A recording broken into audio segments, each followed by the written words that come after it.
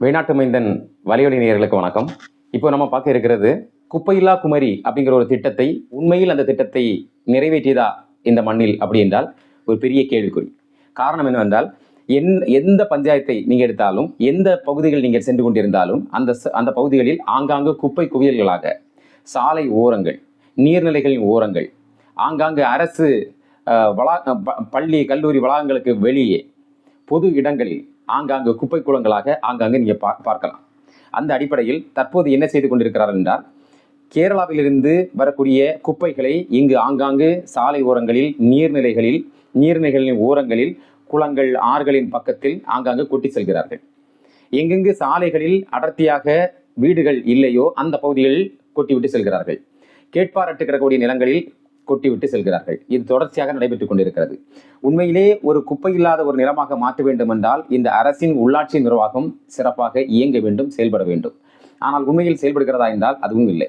அதே போல உள்ளாட்சி நிர்வாகத்தாரே அந்த குப்பைகளை கொண்டு வந்து ஏதாவது ஒரு பகுதியில் கொண்டு வந்து கொட்டிவிட்டு அங்கே எரியூட்டி விட்டு சென்று விடுகிறார்கள். இது ஒரு அபத்தமான ஒரு செயல். இது ஆங்காங்கு நடைபெற்றுக் கொண்டிருக்கிறது. குறிப்பாக பொன்மனை பேரூராட்சி பெருஞ்சாணி பகுதியில் அங்கு அரசுக்கு சொந்தமான ஒரு நிலத்தில் இதே போல இந்த மட்காத குப்பைகளை, நெகிழி குப்பைகளை குவித்து வைத்து எரியூட்டினார்கள்.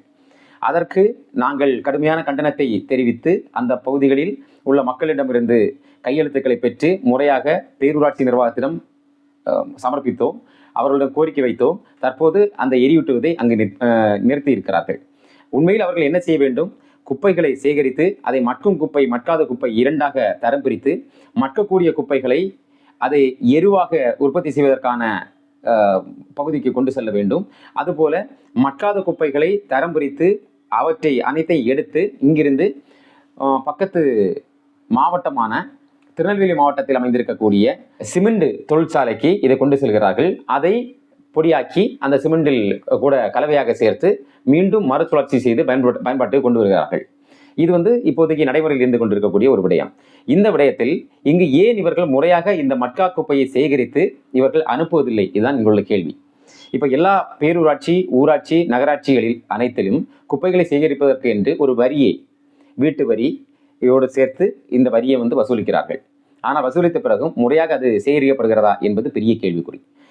தற்போது பார்த்தீங்கன்னா, நம்ம விளவூர் பேரூராட்சி மற்றும் கோதலூர் பேராட்சி இது ரெண்டும் இணையக்கூடிய பகுதியான சரல்விளை மற்றும் ஈத்தவளை, அதுக்கு இடைப்பட்ட பகுதி ஒரு வள்ளியாறு அப்படிங்கிற ஒரு ஆறு பாய்ந்து ஓடுகிறது. அந்த ஆறு எங்கிருந்து உருவாகிறது என்றால் வேலிமேலிருந்து உருவாகி அப்படியே இந்த வழியாக பாய்ந்து சென்று கடலில் கலக்கிறது. இந்த ஆற்றின் கரையோர பகுதியில் இரண்டு பக்கமும் புதர் மண்டி கிடக்கிறது. அந்த புதர் சூழ்ந்த பகுதி அதோடு சேர்த்து அங்கு உடைப்பு குளம் அப்படிங்கிற ஒரு குளம் இருக்கிறது. இதற்கு இருபுறமும் ஒரு பக்கம் சிவன் கோயில், இன்னொரு பக்கம் சிஎஸ்ஐ தேவாலயம். இதற்கு இடைப்பட்ட பகுதியில் வீடு இல்லை, அடர்த்தியாக வீடு இல்லை. எனவே அந்த வாய்ப்பை பயன்படுத்தி சமூக விரோதிகள் அந்த பகுதியில் குப்பைகளை கொட்டி செல்கிறார்கள். என்னென்ன குப்பைகள் தெரியுமா? மருத்துவ கழிவுகள், இறைச்சி கழிவுகள், நெகிழி குப்பைகள், கண்ணாடி குப்பைகள், எலக்ட்ரானிக்ஸ் மின்னணு கழிவுகள், வீடுகள் உடையும் போது அதிலிருந்து சேகரித்து அப்புறப்படுத்தக்கூடிய அந்த உடைந்த வீட்டின் பாகங்கள், இவை அனைத்தையும் கொண்டு அந்த இடத்தில் கொட்டுகிறார்கள். அந்த இடம் கடந்து செல்லும் போது கடுமையான துர்நாற்றம் வீசக்கூடிய ஒரு இடமாகவும், அதே போல அந்த கொட்டிய அந்த நெகிழி குப்பைகளை அந்த மருத்துவ குப்பைகள் மேல் எரியூட்டி செல்கிறார்கள். எரித்துவிட்டு மீண்டும் அதே இடத்தில் மீண்டும் கொட்டுவது. இப்படி ஒரு குப்பை தொட்டியாக அந்த பகுதியை மாற்றி வைத்திருக்கிறார்கள். எங்களுடைய பகுதி சுகாதாரமான ஒரு பகுதியாக, இயற்கை எழில் கொஞ்சம் பகுதியாக காணப்பட்டது.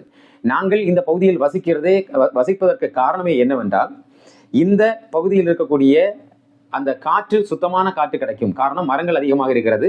அந்த மரங்கள் வெளிவரக்கூடிய சுத்தமான உயிர்காற்று, ஆக்சிஜன் நமக்கு கிடைக்கும் என்கிற நோக்கத்தில் தான் இந்த பகுதியில் உள்ள மக்கள் வசிக்கிறார்கள். குறிப்பாக ஓரளவு ஆரோக்கியமாகவும் வசிக்கிறார்கள்.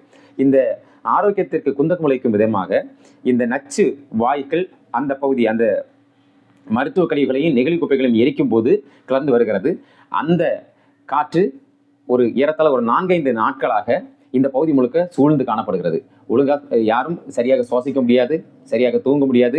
கால்நடைகள் கூட கடும் சிரமத்துக்கு உள்ளாகிறது. பக்கத்தில் இருக்கக்கூடிய வீடுகளில் வசிக்கக்கூடிய மக்கள் கடும் சிரமத்துக்கு உள்ளாகிறார்கள்.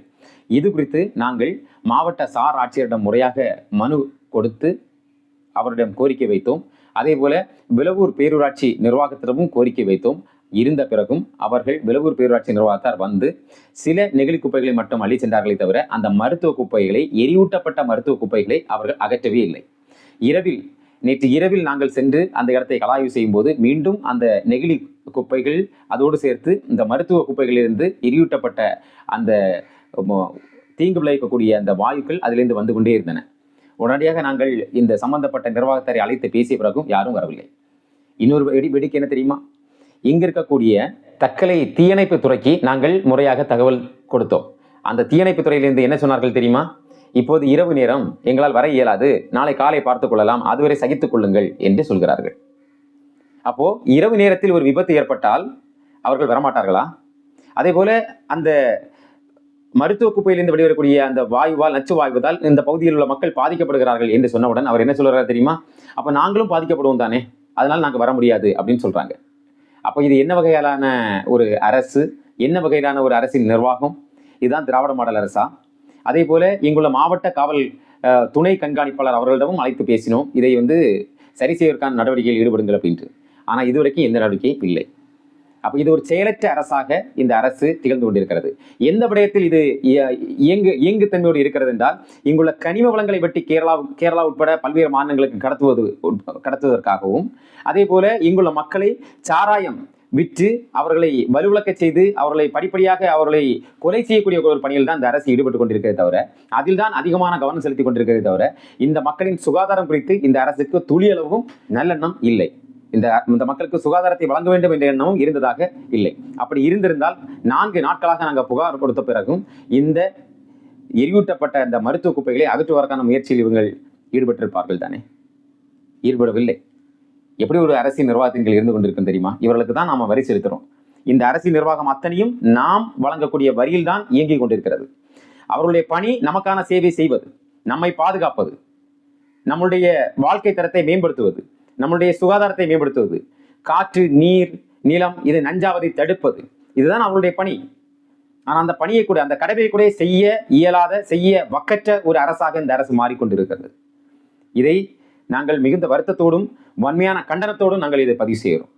உடனடியாக இந்த அரசு எம்முடைய சுகாதாரத்தை, எம்முடைய பாதுகாப்பை, எம்முடைய காற்று நஞ்சாவதை, எம்முடைய நீர் நஞ்சாவதை தடுப்பதற்கான முயற்சியில் உடனடியாக ஈடுபட வேண்டும். இது போன்ற சமூக விரோத செயல்களை எந்த ஒரு நபர், தனிநபராக இருந்தாலும் சரி, இல்லை ஏதாவது ஒரு நிறுவனமாக இருந்தாலும் சரி, இல்லை கேரளாவிலிருந்து இங்கு கொண்டு வந்து கொட்டக்கூடிய பணியை செய்யக்கூடிய அந்த சமூக விரோதிகளாக இருந்தாலும் சரி, உடனடியாக தடுத்து நிறுத்தி எம் நிலத்தை பாதுகாக்க வேண்டும் என்பதுதான் எம்முடைய கோரிக்கை. நன்றி, வணக்கம். நாம் தமிழர்.